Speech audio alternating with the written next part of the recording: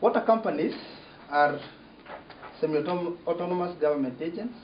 We are not purely public, not purely private, and we have brought a lot of professionalism in the water sector.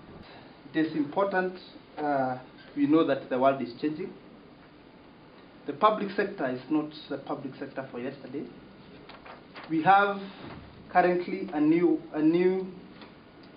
act by Parliament, PPP Act 2013, and the regulations, I think, are on the way, which has given us a lot of synergies and strength to work together as private and public sector to ensure that we make this country a better place to live in.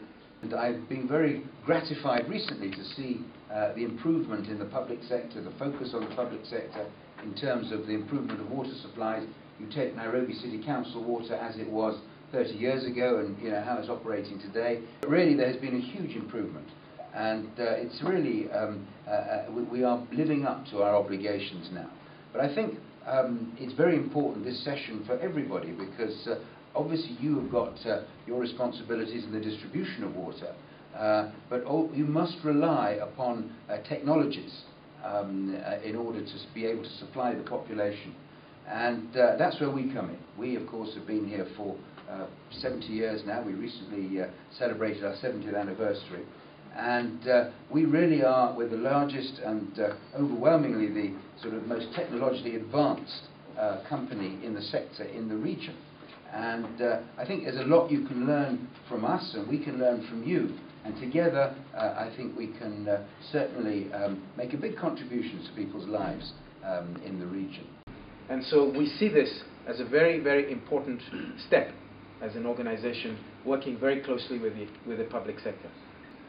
Every aspect of the company, we want to be world-class, high quality. And I hope you will see this when you walk around later on this afternoon. There was a study done, and by 2030, it said that as the population increases, there will be 30% more water required, 40% more energy required, and most of all, 50% more food will be required. But what ties all this together is that water will be at the focal point of this. We have technologies that will help you produce ultra-pure water.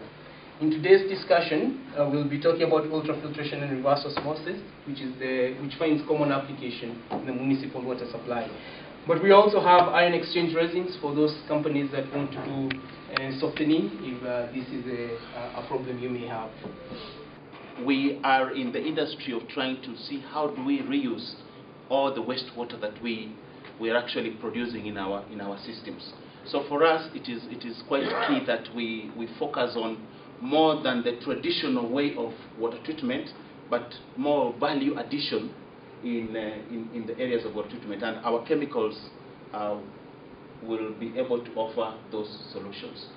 We've been talking a lot about water purification, quite right, but it's important that we look at the approach and realize that water purification, wastewater management and treatment, and conservation are all part of the same parcel, and they need to be considered together. We need to try and get these solutions out there and get people to catch up with the wastewater problem, and not just hope that one day, someday, someone's going to spend an absolutely fortune somewhere and bring in big city plants. It's not going to happen.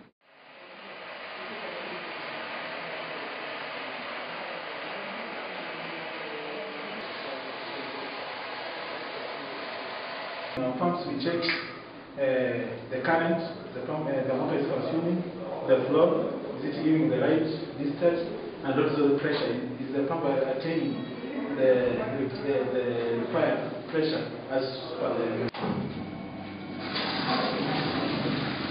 pump is running? So you can see the current, and the motor is flowing, it's also the flow, around 10 cubic